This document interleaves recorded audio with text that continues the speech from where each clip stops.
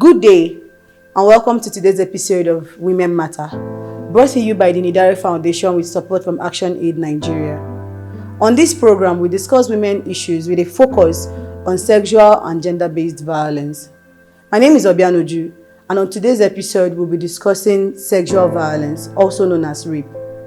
Sexual violence is any attempt to coerce or obtain sexual pleasure via coercion or violence, regardless of relationship with victim. Sexual violence, also known as rape, is one form of sexual and gender-based violence that is often met with lewd and insensitive remarks, such as, "What was she wearing? What was she doing there? No be her boyfriend be that. Abi she still be virgin. No be runs girl she dey do," etc. These horrible and insensitive remarks are detrimental and hurtful to the victims.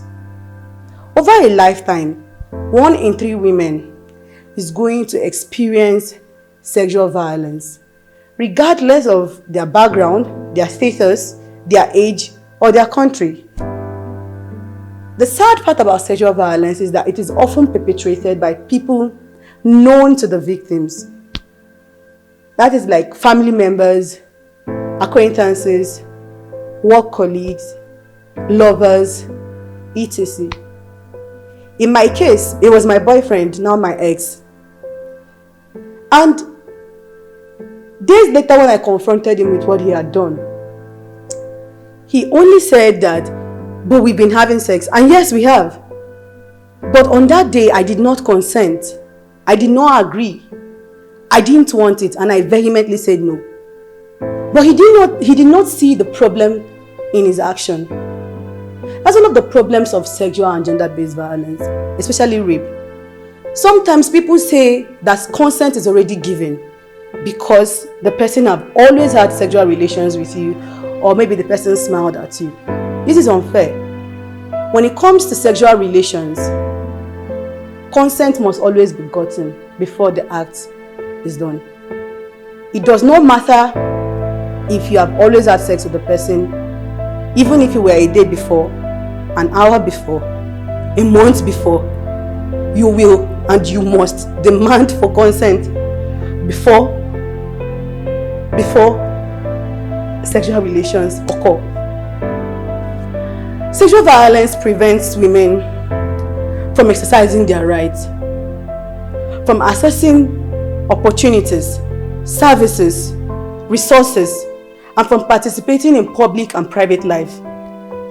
Sexual violence have profound health and social implications, such as increased sexual and reproductive problems, STDs, increased suicide thoughts, shame, guilt, unwanted pregnancy, urinary tract infections, anxiety, migraine, social shock, guilt, fear, etc.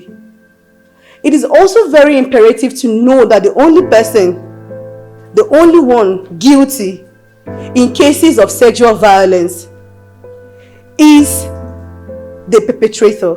What it means is that when rape occurs, only the rapist is responsible, never the victim. This is because victim blaming is as horrible and painful as the act of sexual violence itself. Do you know anyone who has suffered sexual violence, or have you suffered sexual violence and you need help?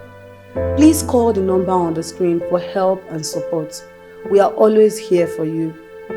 Remember, this program was brought to you by the Nidare Foundation with support from Action Aid Nigeria.